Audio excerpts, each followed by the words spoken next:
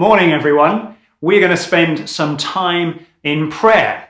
And in One Church Everywhere, what we're trying to do is to introduce you to some different forms of prayer that Christians have used throughout the ages, and to give us a chance together to try some of them out and see if they fit for us. And today we're going to be looking at an ancient form of prayer called Lectio Divina, or biblical meditation. And it's a way of getting into the scriptures and immersing ourselves in them, using our imaginations and allowing that to be birthed into prayer and intercession.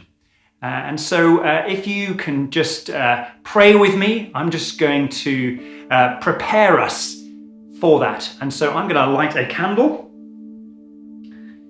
And here we are. And a candle is a great way just to mark the space out as a space of prayer, peace, a sacred space where God is present with us. And I'd like to encourage you to close your eyes and breathe. Just become aware of your breathing. Deep breaths in and out again. In and out again. Just center yourself as you breathe.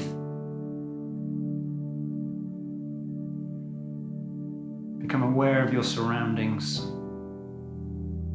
Tune in to the presence of God. Keep breathing in and out.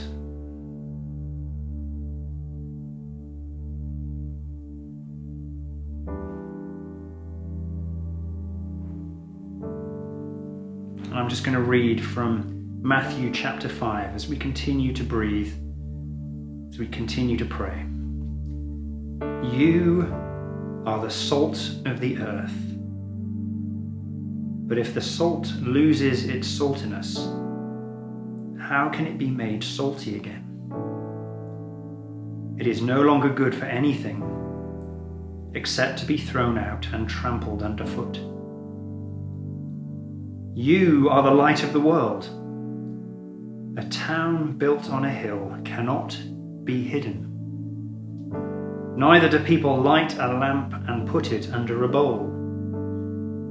Instead, they put it on its stand, and it gives light to everyone in the house. In the same way, let your light shine before others, that they may see your good deeds and glorify your Father in heaven.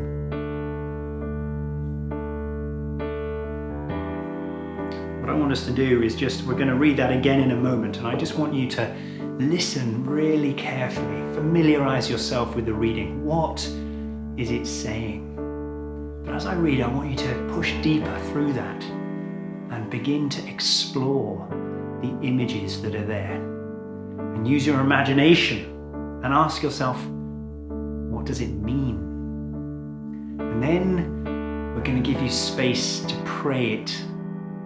What is God saying to you through it? And finally, we're going to enjoy it and celebrate how you're feeling in response to what God is saying. So I'm just going to read it one more time, and then we're going to explore it a little bit together. You are the salt of the earth. But if the salt loses its saltiness, how can it be made salty again? It is no longer good for anything except to be thrown out and trampled underfoot. You are the light of the world. A town built on a hill cannot be hidden. Neither do people light a lamp and put it under a bowl.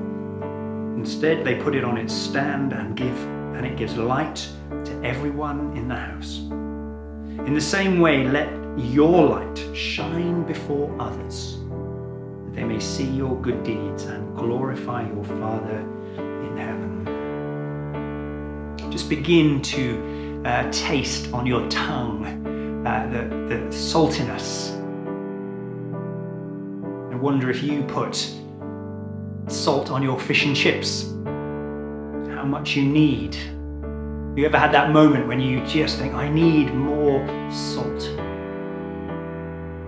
How salty are you as a follower of Jesus? How tasty are you?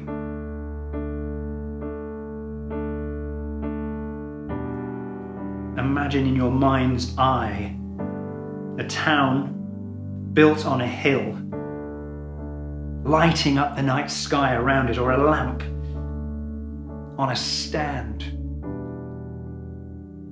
And what happens when you put a bowl over the top of it and suddenly the light is extinguished?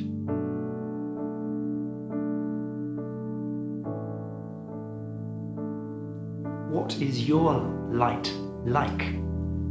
How brightly do you shine? Are you hiding your light away so that others around you can't see? Just pause for a moment. Be aware of your breathing still. Just allow God to speak to you. What's He saying?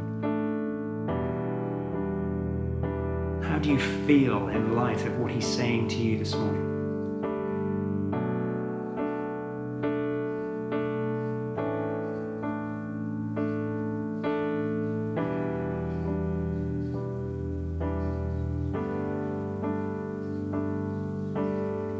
And just think about for a moment, who has God put on your heart? Who are those that can taste the salt in your life? Who can see your light? Who are those close by? Just lift them before the Lord in prayer now. And in what ways might you be able to be salty, to let your light shine this week? Take a moment to commit that to God, to make a promise. And all God's people said, Amen.